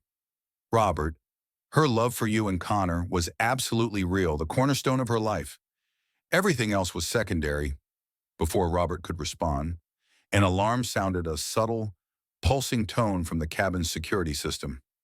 Sophia moved immediately to a monitoring station concealed in a cabinet. Perimeter breach, northwest sector, single vehicle approaching. Robert checked his weapon. Heritage. Unlikely. Their operational patterns suggest multiple vehicles. Coordinated approach. Sophia studied the surveillance feed. Single driver. Standard vehicle. Not tactical. Could be a scout or someone trying to appear non-threatening. Sophia nodded in agreement. I'll maintain position here with Connor. You take the west approach. Non-lethal response if possible. We need information. Robert moved silently through the cabin, positioning himself at a reinforced window with clear sight lines to the approaching vehicle, a nondescript sedan now visible on the narrow access road. As the car stopped at the cabin's clearing, Robert recognized the driver with shock. It's Pierce, he informed Sophia through their secure comm. Alone, apparently unarmed. That makes no sense, Sophia responded. If he's compromised, he wouldn't come without backup. Unless he's not compromised, Robert suggested, or unless this is a trap designed to appear otherwise. The division director stepped from the vehicle, hands conspicuously empty, and called out, Harding Mendez, I know you're in there. I'm alone and I need to speak with you immediately. Robert maintained his position, weapon ready. Identify yourself properly. Director. Pierce stood perfectly still. Authentication code Sierra Tango 73 Echo. Counter verification. The moon sets at midnight. Sophia's voice came through the comm. That's a legitimate division emergency authentication sequence, and the counter verification is correct. It could be coerced, Robert countered. True, but we need to know what he knows. After a moment's consideration, Robert responded. Approach slowly, hands visible at all times. Any sudden movements and this conversation ends permanently. Pierce complied, moving with the careful precision of someone who understood the seriousness of the situation. When he reached the cabin's porch, Robert met him at the door, weapon still drawn. You've got 2 minutes to explain why I shouldn't consider you hostile, Robert stated flatly. Pierce's typically composed demeanor was noticeably strained. Heritage has infiltrated the division at the highest levels. Deputy Director Carmichael is compromised, along with at least 3 section chiefs. They orchestrated the server breach to locate Elizabeth's research, and they've been tracking your movements since the first attack at your office? Why should we believe you're not part of it? Sophia asked, appearing in the doorway behind Robert, her own weapon visible. Because Elizabeth Bennett trusted me, Pierce replied. I was her handler from the beginning, the one who recruited her from conventional research into the division. And I was the one who authorized your assignment to protect Connor after her death against considerable opposition. Robert studied the man carefully, looking for signs of deception. If you're telling the truth, why come alone? Why expose yourself because time has run out? Pierce's expression grew grave. Heritage has authorized a scorched earth protocol. They're no longer trying to extract information from Connor. They've decided to eliminate all potential sources of exposure, including him. The implication sent ice through Robert's veins. When he teams are mobilizing now, they tracked your extraction from Brookline but lost you in the mountains. It's only a matter of time before they locate this facility. Pierce met Sophia's suspicious gaze. Elizabeth told me about this place years ago. Said if everything went wrong, this is where you would bring Connor. Sophia's weapon didn't waver. Elizabeth would never have revealed this location to anyone but me. She didn't reveal it directly, Pierce clarified. She encoded its coordinates in her personnel file information that would only be accessible if her emergency protocols were activated. When you disappeared from Olympus with Connor, I accessed those protocols. Robert and Sophia exchanged a look, silently assessing the claim's plausibility. What does Heritage want? Robert demanded. What information is worth killing a child to protect? Pierce's expression darkened. Project Chimera, a program to develop genetically targeted bioweapons capable of eliminating specific population groups based on DNA markers. Elizabeth discovered that Heritage wasn't just researching theoretical applications, they were in advanced testing phases. Testing on human subjects, Sophia concluded grimly. Yes, and worse. They had identified deployment scenarios against domestic targets, American citizens, with genetic profiles deemed undesirable by Heritage leadership. The enormity of the revelation hung in the air. If true, it represented a conspiracy of unprecedented scale, a genocidal plot within the highest levels of government. Elizabeth found proof, Robert stated, pieces clicking into place. Enough to expose them completely, Pierce nodded. And she encoded that proof in the one place they couldn't access it, Connor's subconscious mind, protected by both cognitive and genetic safeguards. Sophia lowered her weapon slightly. If you're really here to help, then you know we're close to recovering that information. We've initiated the activation sequence Elizabeth designed. That's why I came personally. The information Connor carries isn't just evidence of Heritage's crimes, it's the key to neutralizing the bioweapons they've developed. Elizabeth created a comprehensive genetic countermeasure, a way to render the targeted pathogens inert. Robert made a decision, trusting his instincts and the genuine urgency he sensed in Pierce's manner. Come inside, but understand if this is deception. If you make any move that threatens my son, I will end you without hesitation. Pierce nodded solemnly. I would expect nothing less. As they entered the cabin, Connor emerged from the bedroom, rubbing sleep from his eyes. Dad, who's that man? A colleague of Sophia's, Robert explained carefully. He's here to help us with the special project. Connor studied Pierce with the intuitive assessment unique to children. Does he know about Mom's secret numbers too? Pierce knelt to Connor's level, his authoritative demeanor softening. I knew your mother, Connor. She was one of the bravest, smartest people I ever met. And yes, I know about the important work she trusted you with. Connor seemed to accept this, returning his attention to Robert. I had the dream again. Dad, the one with the stars and the music. But this time I saw more pictures and words and something that looked like Mom's work computers. Sophia moved immediately to Elizabeth's journal, consulting specific pages. The initial trigger sequence is activating more complete memory access, she explained. Connor's mind is preparing for the full information cascade. How soon can we complete the process? Pierce asked urgently. The DNA analysis is nearly complete. The star projection will be ready within the hour. Sophia checked her watch.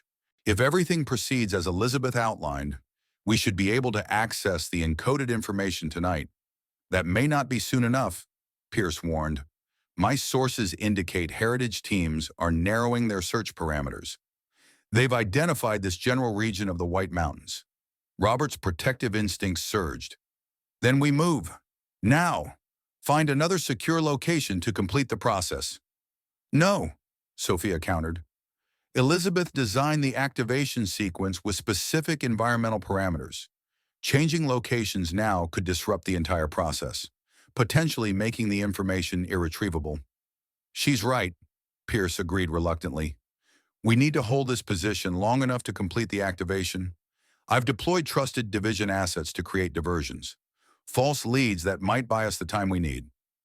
Robert assessed their options with the tactical precision of his FBI training. We fortify our position, prepare for potential assault while continuing the activation sequence. Sophia works with Connor while Pierce and I establish defensive perimeters. As Pierce moved to secure the cabin's approaches, Robert turned to Sophia. I'm trusting you with everything that matters to me, he said quietly. Whatever happens, protect Connor. Sophia met his gaze steadily. With my life, Robert, just as Elizabeth would have wanted. The sun began its descent toward the mountain horizon, casting long shadows across the cabin's clearing. Within those lengthening shadows, a deadly game of truth and deception was reaching its climax with Connor Harding caught at its center. Dust settled over the mountains as Sophia completed the final calibrations on the star projection system. Connor sat nearby, watching with fascination as constellations appeared on the cabin ceiling in perfect detail. It's just like when Mom and I would look at the stars, he exclaimed. She said they were like a special map that would always help me find my way home. Sophia smiled gently. Your mom was very wise. Stars have guided people for thousands of years. She adjusted the projection slightly, aligning specific constellations according to Elizabeth's specifications. Tonight, they're going to help us find something very important that your mom wanted us to know. Robert entered from his perimeter check, nodding to Sophia. Everything's secure for now. Pierce has established surveillance points covering all approaches. The DNA analysis equipment emitted a soft tone, indicating completion. Sophia checked the results, her expression brightening. Perfect match to Elizabeth's genetic markers. We have all three components ready. What happens now? Robert asked, kneeling beside Connor. We recreate the exact conditions Elizabeth designed for the activation sequence, Sophia explained, dimming the cabin's lights until only the star projection illuminated the room. Connor will listen to the musical pattern while focusing on specific star configurations. The DNA verification process will run simultaneously through this. She indicated a small device that measured biometric responses. Will it hurt? Connor asked, a hint of nervousness in his voice. Sophia shook her head. Not at all. It will feel like remembering a special dream, the kind that seems really important while you're having it. Like when I dream about Mom. Exactly like that. Robert placed a reassuring hand on his son's shoulder. I'll be right here the whole time. Buddy, if anything feels wrong or scary, we'll stop immediately. Connor nodded, his expression becoming serious, the look of a child accepting an important responsibility. Mom said the numbers would help people, that they were a special secret only I could keep safe until it was time. Sophia and Robert exchanged a glance, both moved by Connor's intuitive understanding of his role. That's right, Sophia confirmed. And now it's time to share that secret. She began playing the musical sequence from Elizabeth's journal, the haunting melody that had served as Connor's lullaby and neural trigger. Connor closed his eyes, his breathing becoming deeper and more regular as the music washed over him. Look at the stars, Connor, Sophia instructed gently. Find the patterns your mother showed you. Connor's eyes opened, focusing on the projection above. His gaze moved methodically from constellation to constellation, following a sequence only he could see. Orion, he murmured. Cassiopeia, Ursa Major, Cygnus, Aquila. As he named each constellation, specific stars within them brightened in response to his voice, a feature Sophia had programmed based on Elizabeth's notes. The guardian stars, Connor continued, his voice taking on a slightly different quality, more focused, almost adult in its precision. They protect the path to the vault. The biometric device beside him began pulsing with soft blue light, indicating successful DNA verification. The three components, music, stars, and genetic key, were now working in concert, just as Elizabeth had designed. Connor's eyes remained fixed on the star projection, but his expression suggested he was seeing something far beyond the cabin ceiling. I see it now, he said quietly. The data vault, Mom's special work. What followed was extraordinary. For nearly 20 minutes, Connor recited complex genetic sequences, molecular structures, and biochemical formulas with the precision of a trained scientist. Sophia recorded everything, her expression reflecting both amazement and validation.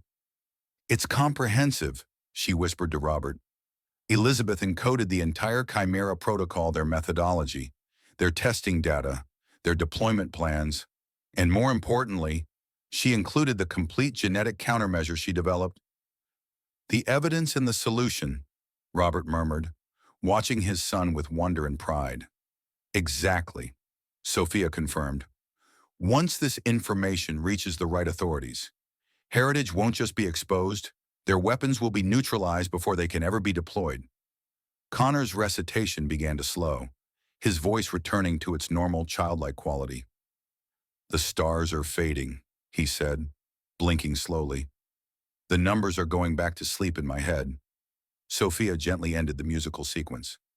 That's perfect. Connor, you've done exactly what your mom needed you to do. Connor looked between Sophia and his father, a mixture of fatigue and relief on his face. Did I help like Mom wanted? Robert gathered his son into his arms.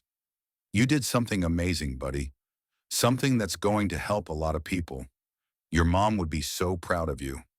As Connor relaxed against his father, the cabin's security alarm activated a silent alert, visible only on the monitors in the office. Sophia moved quickly to check the surveillance feeds. Multiple vehicles approaching from the north and east, she reported tensely. Tactical formation. Lights off. Heritage found us. Pierce appeared from his surveillance position. Expression grim. At least 3 teams. Heavily armed. They're establishing a perimeter before moving in. Did we get everything? Robert asked Sophia urgently. She nodded, securing the recording device. Complete data package. Everything Elizabeth encoded. Then we evacuate. Now, software. Robert lifted Connor, who was already drifting towards sleep, a natural response following the intense cognitive activation. What's our best exit route? Pierce consulted a topographical map of the area. There's a maintenance access road on the southwest side. Rough terrain, but navigable. I have a backup vehicle concealed half a mile from here. We split up, Robert decided, his tactical mind evaluating options. Sophia takes Connor through the emergency tunnel Elizabeth built. Pierce and I create a diversion to draw Heritage forces away from their escape route. Sophia looked ready to object, but Pierce nodded in agreement. It's the most logical approach. Heritage wants the information and the boy. If we can convince them both are moving in one direction, they'll commit resources there. I don't like separating, Sophia said, her protective instinct evident. Neither do I, Robert admitted. But Connor's safety is paramount. Get him to the secondary safe house we discussed. I'll meet you there when it's clear. The decision made. They moved with practiced efficiency. Sophia gathered essential equipment and supplies while Robert prepared Connor for travel, gently waking him enough to understand what was happening. Sophia's going to take you on a special adventure, he explained, helping Connor into a warm jacket. I'll catch up with you very soon. Promise, Connor asked sleepily. Promise. Robert embraced his son tightly, then looked at Sophia. Keep him safe. With my life, she replied, the solemn vow carrying the weight of her connection to both Connor and Elizabeth. As Sophia and Connor disappeared into the hidden tunnel beneath the cabin's pantry, Robert turned to Pierce. Now we become very convincing decoys. The division director nodded grimly. I hope you remember your tactical driving skills. Harding, we're going to need them. Outside, the mountain darkness concealed approaching Heritage operatives, their infrared signatures visible on the cabin's security monitors as they tightened their perimeter. Robert and Pierce prepared for their diversion, a high-risk gambit designed to draw attention away from Sophia and Connor's escape route. Robert checked his weapon one final time, thoughts turning to Elizabeth. After 5 years of believing he had lost her to a random accident, he now understood the truth: she had died protecting a secret that could save countless lives, and had entrusted that secret to their son until the world was ready to receive it. "For Elizabeth," he murmured, as he and Pierce moved toward the cabin's rear exit, ready to face the forces that had taken his wife and now threatened his son. The night exploded into chaos as Heritage operatives breached the cabin's perimeter. Unaware that the most valuable target had already slipped away through underground passages, carrying with him the truth that would ultimately destroy them. In the end, we build our fortresses not of stone and steel, but of truth and trust. Robert Harding stands at the cabin window, watching his son and Sophia sketch constellations in the fresh mountain snow, their laughter a defiant echo against the silence that once consumed them. The world will never know the full measure of Elizabeth Bennet's sacrifice, how a mother encoded humanity's salvation in her child's dreams, how she died protecting a future she would never see. Some battles leave no monuments, only the quiet certainty that darkness was held at bay for one more generation. Heritage's architects now face justice in anonymous courtrooms, their genocidal ambitions exposed by the very innocents they sought to destroy. Yet power rarely surrenders completely. Somewhere, in other shadow agencies, similar seeds take root. Robert knows this isn't truly over. The price of vigilance is eternal watch. But tonight, he allows himself to breathe as Connor builds a snow angel beneath the same stars that once guided them through nightmare.